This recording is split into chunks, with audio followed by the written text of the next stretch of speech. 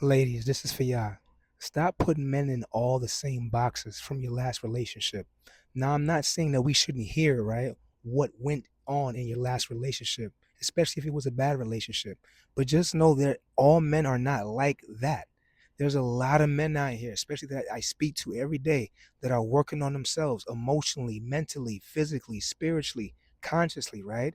How they understand women, how they come into the understanding of feminine energy, masculine energy. So don't feel that all men are trash, that all men are pieces of, you know what, because there's a lot of us that aren't that way.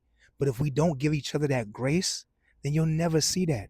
You're only going to keep creating that same kind of ebb and flow for yourself, which is that negativity. So you always think negative. You're always going to create negative energy, right? Because energy follows thought.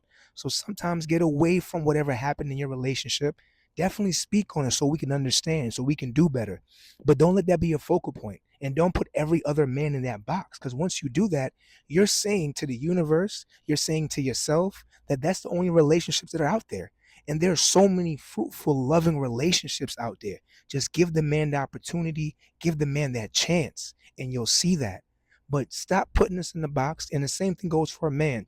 Don't put a woman into a box because the reality is every woman isn't the same and every man isn't the same. So every relationship is a new relationship, is a new thing to learn, is a new thing to digest, and to learn about yourself sometimes. Because sometimes it's really about you in that journey versus the other individual. So all I'm asking for, sisters, and don't crucify me for this. I'm just saying that don't put all of us men in the same box because a lot of us are working on what you're asking us to work on so we can be better men. We can be better fathers, right? Or coming into being into fatherhood and those different things. So peace and love, y'all.